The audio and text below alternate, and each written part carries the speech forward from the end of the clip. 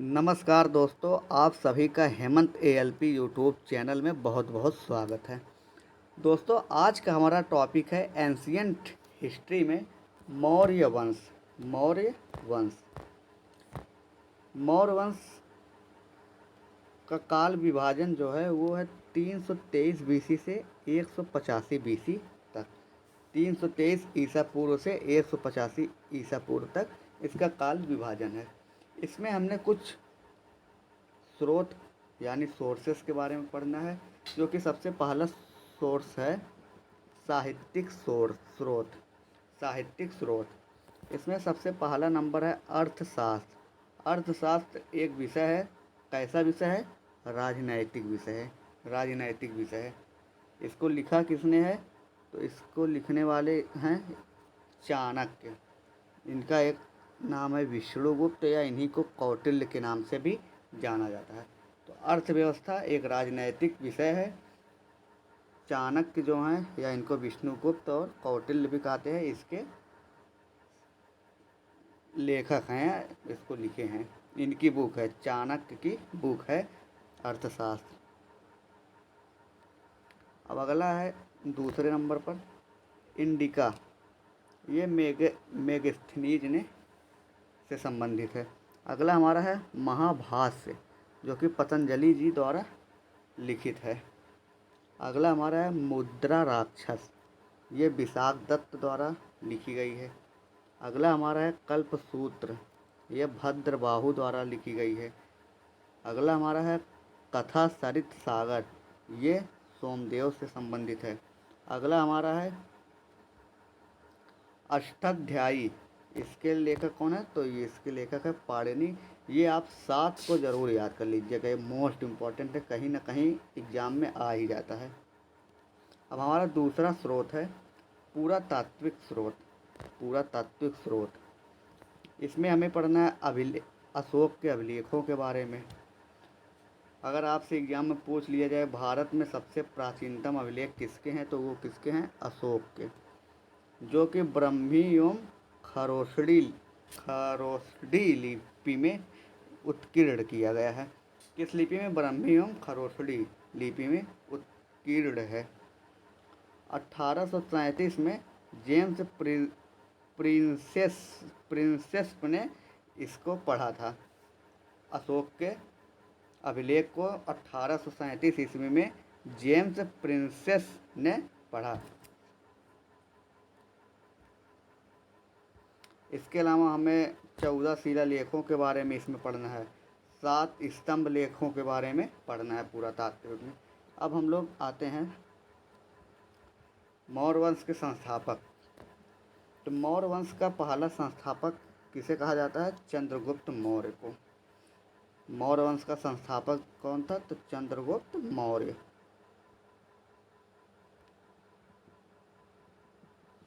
मौर्य वंश की राजधानी क्या थी? पाटलिपुत्र। मौर्य वंश की राजधानी पाटलिपुत्र।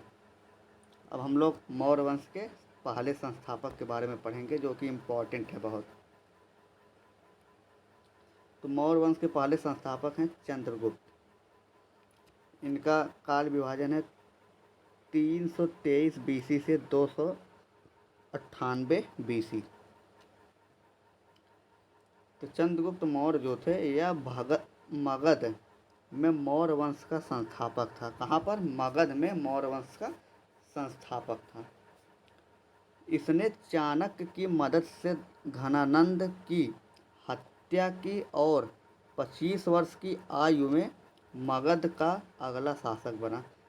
25 वर्ष की आयु में इसने चाणक्य की मदद से घनानंद की हत्या कर मगध का शासक बना। चंद्रगुप्त मौर्य के दरबार में प्लूटार्क और जस्टिन ये लेखक थे। कौन थे?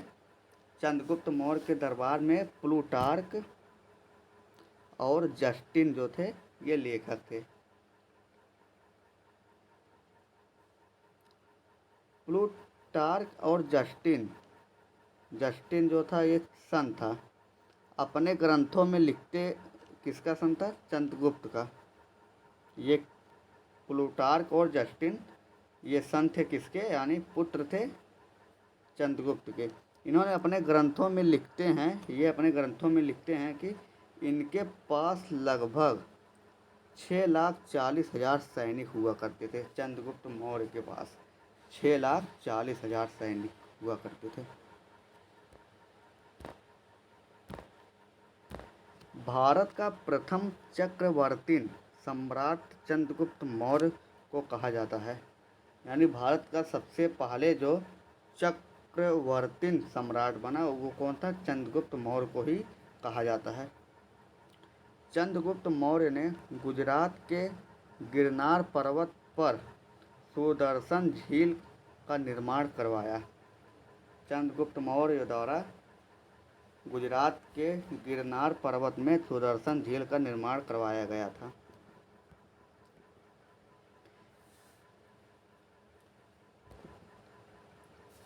जूनागढ़ अभिलेख का प्रथम मरम्मत जो है वो कौन करवाया था? तो रुद्र दामन ने। किस वंश का था? शक वंश का। शक वंश का। ये भारत में जूनागढ़ अभिलेख जो है ये भारत में संस्कृत का पहला और सबसे लंबा अभिलेख कहलाता है, जूनागढ़ अभिलेख। अगला सेकंड मरम्मत जो था ये स्कंदगुप्त ने करवाया था, जो कि गुप्त वंश का था। किसका? जूनागढ़ अभिलेख का।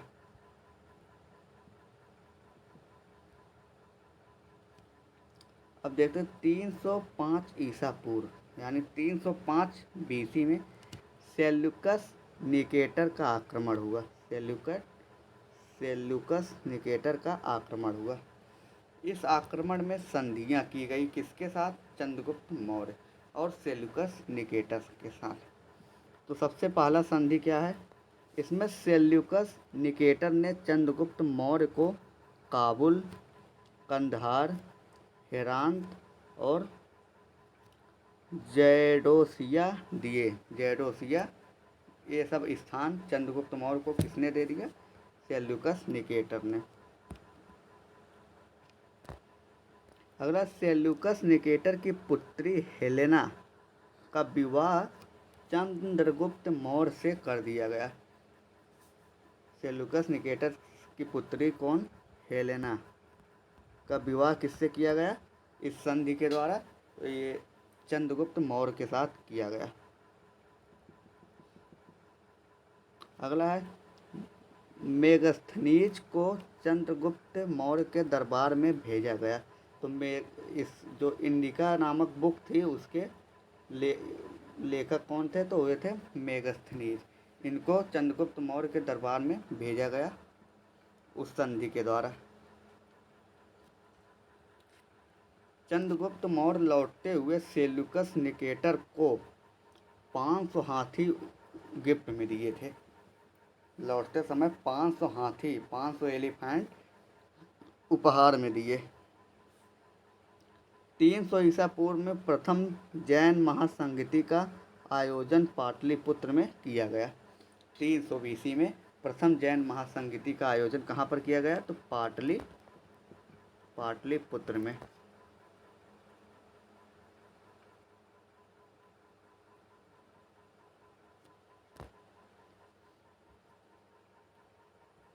अगला देखते हैं, भद्रबाहु के साथ कर्नाटक के श्रवण बेलगोला चला गया। या भद्रबाहु के साथ कर्नाटक के श्रवण बेलगोला चला गया। और कौन है? या मतलब चंद्रगुप्त मौर्य। और 298 बीसी में संलेखन या संथारा करने के कारण इनकी मृत्यु हो गई। इसकी चंद्रगुप्त मौर्य की मृत्यु कब हुई? 258 बीसी में। चंद्रगुप्त मौर्य की मृत्यु कब हुई? 258 बीसी में। अब आता है अगला शासक जिसका नाम है बिंदुसार। बिंदुसार, इनका काल निर्धारण किया गया है 298 बीसी से 272 बीसी तक। बिंदुसार का अन्य नाम क्या था? तो सिंह सेन या अमित्र घात। अमित्र घात ये इनका अन्य नेम था। बिंदुसार की 16 पत्नियां थीं और इसमें इसकी प्रिय या प्रसिद्ध पत्नी का नाम क्या था? धर्मा या सुभद्रांगी हुआ करता था। क्या? धर्मा या सुभद्रांगी हुआ करता था। अशोक का सन ऑफ धर्मा या सुभद्रांगा, यानी अशोक जो था वो धर्मा या सुभद्रांगा का पुत्र था। कहा जाता है कि बिंदुसार के 101 पुत्र थे। सुसीम जो कि गवर्नर बना कहाँ का? तक्षशिला का। अशोक जो कि गवर्नर कहाँ का बना? अवंती का। अशोक अवंती का और सुसीम ये था तक्षशिला का। अशोक ने अपने 99 भाइयों की हत्या की और तब जाकर मौर्य वंश का शासक बना। अशोक द्वारा अपने ही भाइयों को 99 भाइयों को मौत की घाट उतारने के बाद वह मौर्य वंश का शासक बना।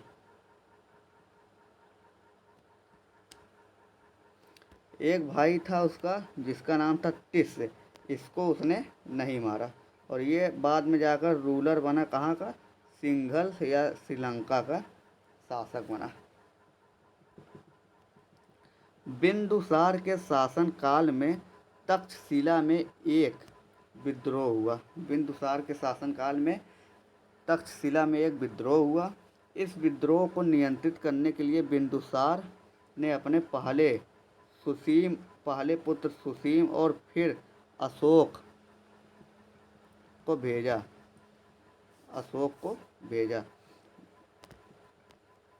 इम्पोर्टेंट है, बिंदुसार के दरबार में 2 विदेशी राजदूत थे। बिंदुसार के दरबार में 2 विदेशी राजदूत थे। कौन कौन? डायमेकस जो सीरिया से आया था। डायमेकस कहाँ से आया था? सीरिया से। और एक था डायोनिसस, ये कहाँ से आया था? मिस्र से।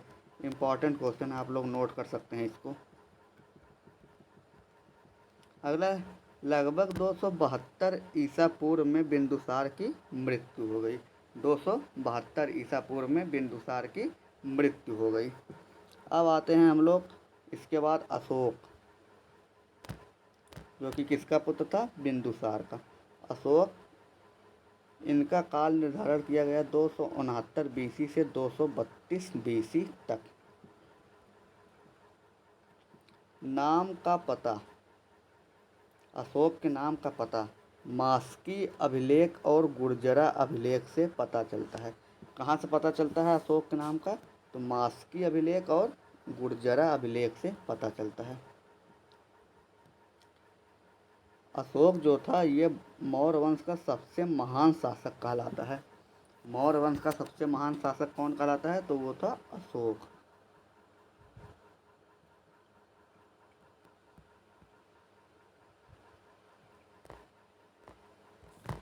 इसने राधा गुप्त की मदद से अपने 99 भाइयों की हत्या करवाई और ये मौर्य वंश का अगला शासक बना। अपने 99 भाइयों की हत्या कर राधा गुप्त की मदद से ये मौर्य वंश का अगला शासक बना। अशोक ने महादेवी के साथ विवाह किया। महादेवी के साथ विवाह किया जो कि उज्जैन की राजकुमारी थी। उज्जैन की राजकुमारी महादेवी के साथ अशोक ने विवाह किया और महादेवी की एक पुत्र हुआ और एक डॉटर यानी पुत्री। पुत्र का नाम था महेंद्र और डॉटर यानी पुत्री का नाम संघमित्रा था।